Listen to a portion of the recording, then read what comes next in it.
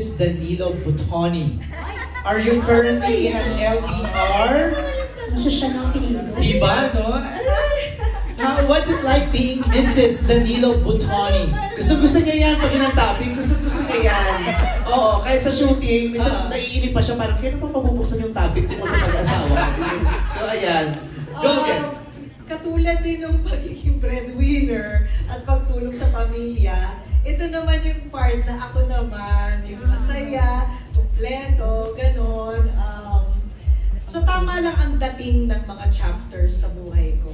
So kung noon medyo chaotic or marami akong tanong, ngayon parang nasagot lahat ng tanong ko at parang lahat ng ginagawa ko sa trabaho, para sa pamilya ko, buo yung puso ko, parang sabi nga ni Vice, ang motivation lang naman talaga ng lahat ay love. So, ayun. Nahihirapan ako sa shooting talaga. Ang hirap ba daw yung LDR, sabi ni Marinel? Tanong ni Marinel. Yes, mahirap ang LDR. Maraming... Mahirap daw kasi yung video lang, di ba? Yung siguro sabi, ang hirap kasi magbibidyo ka na, tapos magtatanggal ka pa ng bra, kasi isa lang hawak mo, cellphone, yung gano'n. Nahihirapan daw siya. Delikado yung pagsagot na to. Oo, mahirap ang LDR, pero kung handa naman kayo at creative kayo. Yan! Nalagi! Creative kayo, makakarating kayo sa finish line. Ang mga breadwinners talaga, madiskarte. Oo! Yung ibang pinakamahirap na diskartehan niya, yung paba. Thank you again, maraming salamat. Next is from Natalie Tomado, Philippine Star. Vice, ang question niya for you is, can you share the extent of your role in choosing the cast members, kung meron, and any particular special reason that made you excited to work with them? Especially the first-timers. Simula pa lang, actually wala pa kami buong concept. Ang request ko lang agad talaga, si Gladys at si Sean. Kasi, ito na yung, hindi pa po yung concept, pero gusto na namin, lahat kami gusto namin, hindi lang siya comedy movie. Gusto namin drama comedy. So, alam ko simula pa lang na kailangan ko ng tulong. So, hihingi ako ng tulong, depende ako sa tulong dun sa mga malalapit agad sa akin. So, si Gladys at saka si Jong yun, kasi closest, very close ako sa kanilang dalawa. Kasi alam ko, ang galing-galing nila sa drama. So, hindi ako mahihiyang humingi ng saklolo at alam kong susuportahan nila ako. Yung kay Eugene, actually si Eugene ang ayoko muna siyang ka-joy. Kasi promise, si Direk June kasi syempre may personal relationship siya. Si Direk June gumamit ng friendship card para kunin si Uge kasi gusto niya talaga si Uge for the role. Ako sabi ko, ayoko pa kasi meron akong dream na project na kasama si Uge. Sabi ko ayoko kasi may meron akong gusto na yung dalawa kaming bida. Kaya ayoko muna kasi una, nahihiya ako kay Eugene. Sabi ko, nahihiya naman ako yung support, di ba? Gusto ko dalawa na kaming bida, yung parang...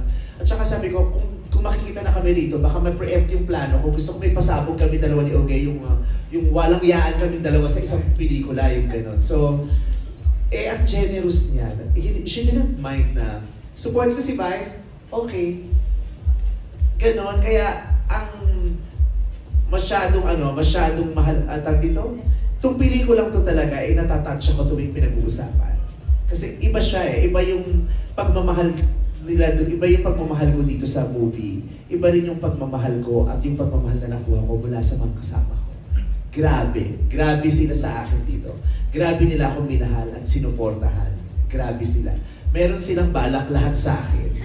Parang lahat sila pre-project nila ako. Lahat from the director to my co-stars, parang lahat sila may project sa akin. Parang pina-project nila ako. Yung gusto nila, may gusto sila sa akin na makita ng mga tao pag pinanood nila yung pelikula.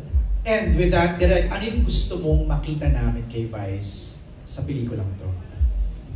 Siguro ang pwede kong ikwento is how I approach the entire shoot, this being our first collaboration. I already mentioned this earlier that I just really wanted to be surprised. And during our first shooting day, I remember that I think I was able to capture, it was just a 5-second close-up of Meme as Bambi. And when I caught that, I felt napaka-authentic. I suddenly felt that Bambi is alive. Nakuha talaga yung core ng character.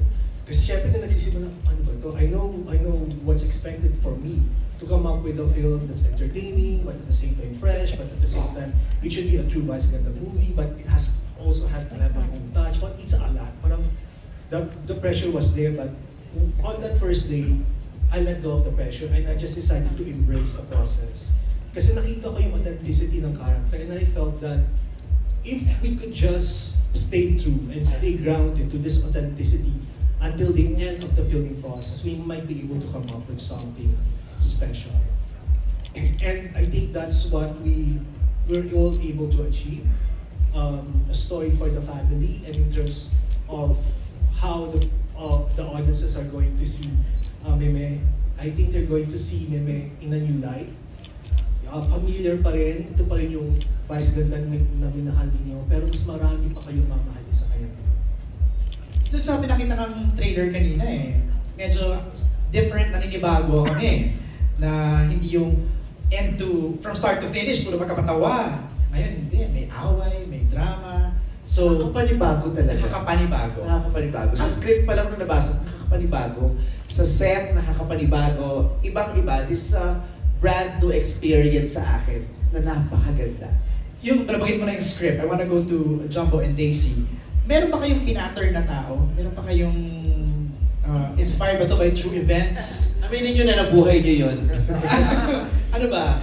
Jumbo? Actually, totoo yung sinabi ni Meme. Pinaghalo-halo lang namin yung mga parte namin para mabuo si Banda. Pero kasi OFW siya di ba? So did you have to interview yung mga breadwinner na nagtatrabaho abroad?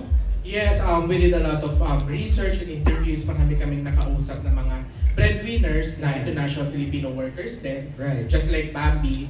Then, nung naririnig namin yung mga stories nila, very heartbreaking, heartwarming, at the same time, very inspiring. Kasi iba-iba man yung version ng kwento ng mga breadwinner, iba-ibang bihis man, lahat nagmumula sa isang bagay, pagmamahal sa pamilya. So that's very empowering. At ang sarap palang magkwento ng mga kwento ng breadwinner kasi kadalasan hindi yun napag-uusapan. Thank you, Jumbo. Daisy, you wanna add? Siguro add ko lang din na nung nag-i-interview kami, I was expecting na makakakuha kami ng kakaibang breadwinner story. But as it turned out, halos lahat ng breadwinner, pare-pareho ng pinagdadaanan. And siguro, nung na-realize namin yun, parang ang sarap palang ikwento nito kasi walang nagkikwento na kung titignan mo, sabi ko nga nung una nating media con, pag nasa brainstorm room kami nila ate, tsaka nila direct, sharing ba to o brainstorm? Kasi parang lahat may common denominator na yun yung trinay namin i-explore dito sa And the Breadwinner Is. Alam mo, mukhang matatawa kami pero talagang ma-antig din kami dito. Oh, kasi ano talaga siya, kaya sobra siyang relatable kasi kwento namin. Yun. At kwento nyo, at sigurado kaming kwento ito ng kakilala nyo at malapit sa inyo. Kwento natin lahat. Hindi siya malayo sa bahay, hindi siya malayo sa realidad, hindi siya malayo sa alam ninyo. Kaya lahat tayo makaka-relate. Imposibleng wala tayong kilalang breadwinner di ba, no? Ang follow-up question ni Natalie is also for you, Vice.